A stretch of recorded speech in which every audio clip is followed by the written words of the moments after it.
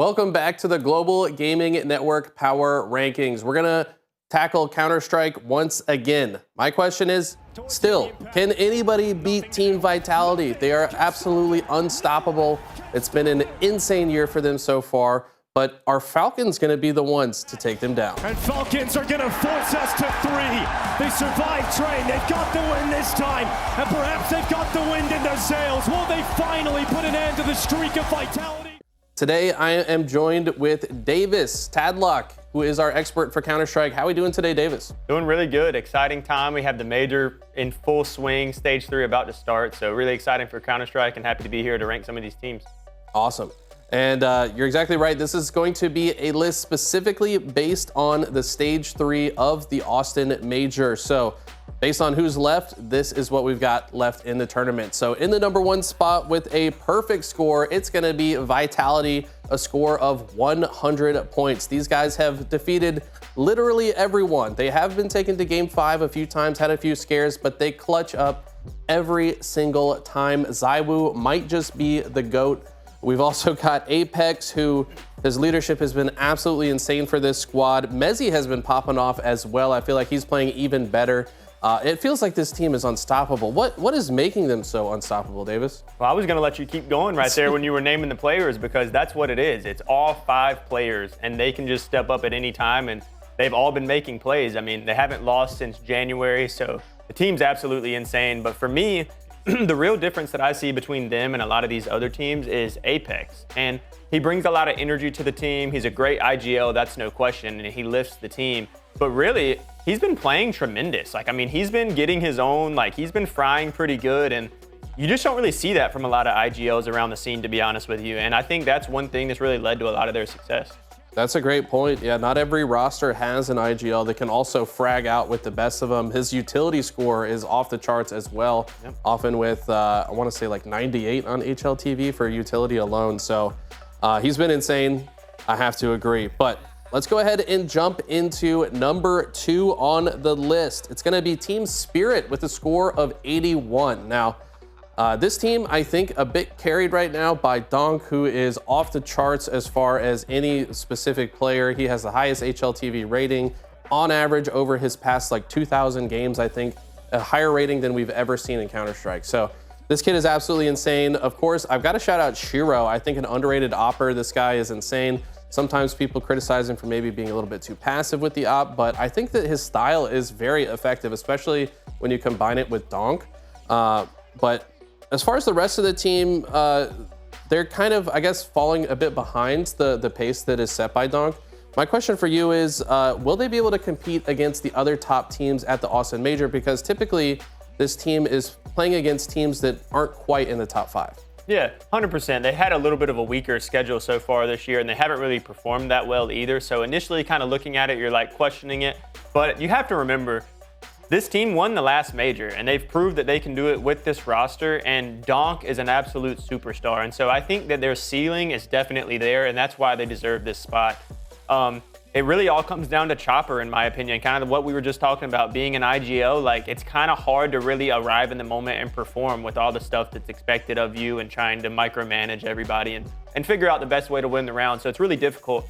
But I think if Chopper can really pick up his play and this team can get playing together, and Magic's as well, if everybody can come together, I think they can easily show up and win this major just like the last one. And I just wanted to shout out Donk again. Like you said, I mean, his numbers are insane. The potential that he has and that he brings to this team, that's why I have them sitting in second. Okay, absolutely makes sense to me. I can't wait to see how Donk performs against the likes of Vitality and others, assuming they get there. They did look like they won PGL Astana pretty handily, with maybe a couple of minor map losses, but they looked pretty dominant at that tournament. But now against tougher opponents, we'll have to see how they fare. But that'll do it for Spirit. Let's go ahead and jump into #3 on the list, and it's got to be the most consistent team right now. That's going to be MOUZ. MOUZ come in with a score of 79, so just a couple points less than Spirit, but I've been so impressed by MOUZ. It feels like they make it to the grand finals or into the top 4 every single time they show up. Torji, an insane opera. This guy's talent is absolutely out of this world. He's always hitting crazy flick shots in clutch moments where his team needs him. We've seen him 1v3 clutch as the last man alive several times. We got Jim Fat and Zershin it doesn't feel like there's a single member of this team that's weak, and that's part of the reason why they're so consistent. My question for you, Davis, though, is what would help them push into the top 2 instead of just being in 3rd? Yeah, so for me, I think I see it just like you. I see this team as being very consistent. But the way that I view MOUZ is I view them a lot like Vitality in the makeup of their team. But I just think everybody that's a counterpart, that would be like the counterpart to the Vitality person, is just a step below for MOUZ. And that's not necessarily a knock to them and saying that they can't arrive at another level. But just right now, the way that they're competing, I just see them just a hair behind that. But I think that also contributes to why they're so consistent, is the fact that, even though it might not be to the highest level, they can still perform really well, and everybody's kind of on a level playing field and pulling their own weight. So like you said, they're one of the most consistent teams that we've had through the year. Torzy's been great, Sphinx has been great. Really, the whole team has stepped up at a certain time. It's really just about getting everybody to step up at the same time and arrive at the moment. Hopefully they can do it here in the major. Yeah, I got to also shout out Brolin. I mean, as an IGL, he's another one of those guys, like we said about Apex, that he can also slay out as the IGL. Maybe not to the level that Apex does.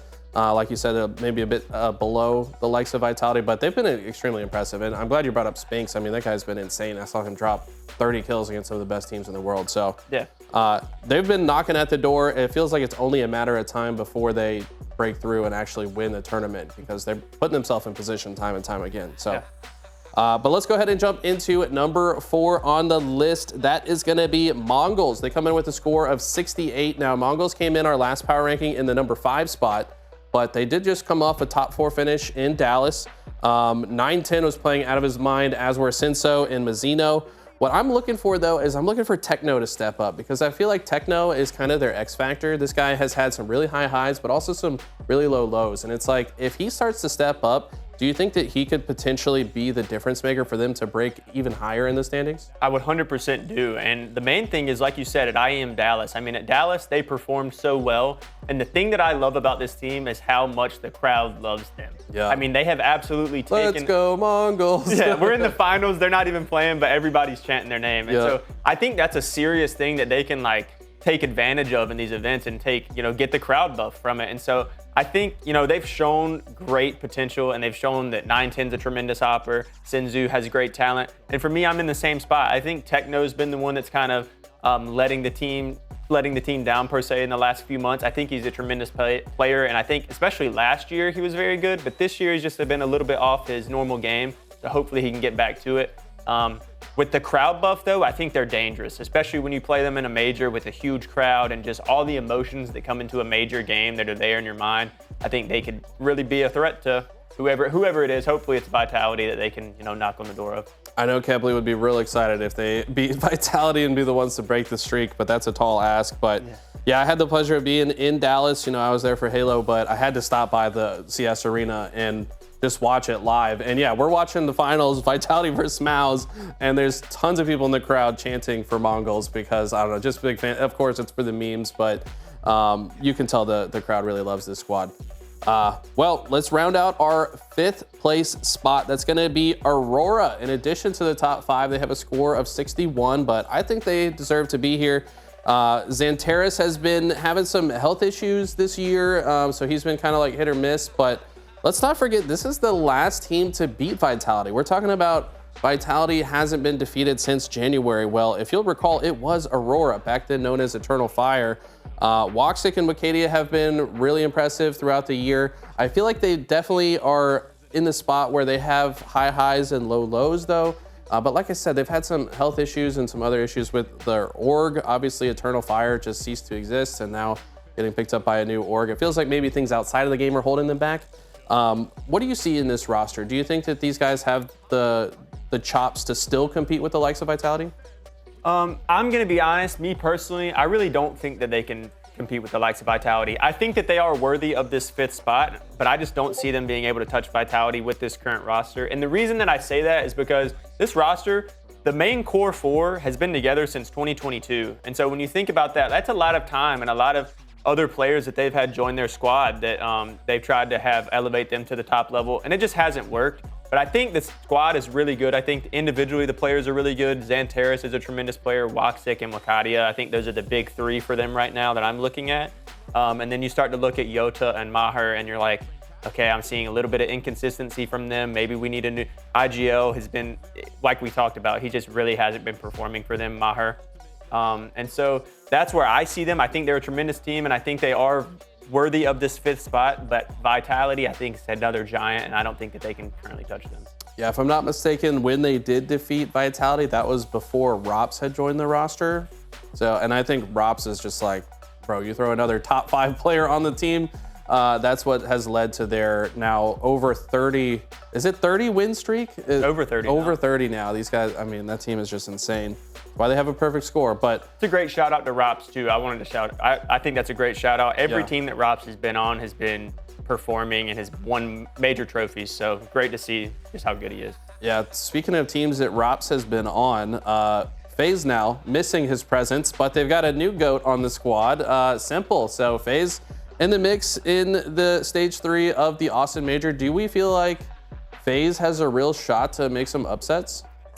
I think they have a shot to make some upsets for sure. I mean, kind of like we talked about with the crowd buff, they have it just as much as anybody as well. Just like we were talking about MongolZ, I mean, Simple brings the crowd. And the thing about Simple is, especially if you've been watching Counter-Strike for the longest, he doesn't care if you're pulling for or against him, as long as you're just watching. That's all he cares about. And so I think that's the biggest advantage for them. And I think paired with Kerrigan, with his experience, you never know. I mean, they have Rain as well. They could really make some noise. They also made it to the grand finals at the last major, just saying. So we'll see what happens. Yeah, they're looking good. I feel like their aura has definitely gone up a bit with Simple on the roster. Kerrigan feels a bit more comfortable to like chirp a bit more, and I love to see that. But we got to talk about the elephant in the room. There's a team that we haven't even mentioned in the top 5. That's Falcons. You know why? Because they're not in the stage 3 of the Austin Major. They fell short. They actually lost. They started stage 2 losing to Bates, then lose to Lin Vision, and then to MIBR. And I mean, Bait and Lin Vision were best of 1s, but there's no excuse to lose to MIBR in a best of 3. They also dropped the game to OG. I mean, Falcons just stumbling. What do we think is the problem here for these guys? I really don't know what the problem is, but all I can say is you could clearly tell that there is an underlying problem on their faces while competing. I mean, obviously nobody's going to be happy when you're, you know, probably the 2nd power ranked team going into this event behind Vitality, and you can't perform, and you really can't even win maps for the most part. Like, you're getting beat by teams that are from stage 1. And so I'm sure it was really hard to deal with, but you could just really see it on their faces. Like, something's underlying there. I'm not really sure what it is. I don't know if it's pressure from other roster moves that have been rumored or something. I'm not really sure, but me personally, I was very shocked to see them with this early exit. I thought they would perform a lot better, and yeah, it stinks for them, I guess. Yeah, certainly does. But yeah, word on the street is Kiyosuke gonna join this roster after this event. So maybe bowing out early means he gets to practice with them a little bit sooner. I don't know. Just trying to find a silver lining here, but it is just a really bad situation for them. I know there was one other team that you wanted to shout out, Virtus Pro, who just finished stage 2, 3-0. Can you talk about them a little bit? Yeah, 100%. Like you said, 3-0, they're on fire. And anybody that's been around Counter-Strike for a long time knows Virtus Pro and knows that they're a team that is about winning championships. They have a great roster. They've just had the addition of Flamus, he's been kind of inconsistent, but he has shown really good moments. They're also led by Electronic, who's a longtime veteran for NAVI, who's a tremendous player. So with him on the team, I think you're always in a good spot to be successful. You obviously have to arrive in the moment still. But I mean, they're 3-0, and they've obviously arrived so far in stage 2. So hopefully they can continue that into stage 3. I think they're definitely one of the most experienced organizations at the event. Maybe they don't have all the championships under their belt right now with their current roster, but I mean, they're a historic org, and it's a major, so you never know what could happen. Very good point. And if there's one thing that I have learned from watching the Austin Major is expect the unexpected, because nobody's been able to predict any of the things that have happened so far. I mean, we've got teams that we predicted to go 0-3 that are going 3-0. Shout out Legacy. We'll have to see how they perform against some of the tougher teams in stage 3. But this is our list. These are the teams that we think are going to be the ones to look out for. There's still a ton of action left. This is a 20-day long tournament, so I can't wait to see how things close out. But from Davis and myself, thank you guys so much for tuning into the GGN Power Rankings. We're going to have more of these videos. We've also got tons of other content on the Global Gaming Network. Today in Esports is where you can catch all the news as the major progresses. Make sure you guys are watching every episode of that. But until next time, my name's Eli. You guys enjoy the rest of your day.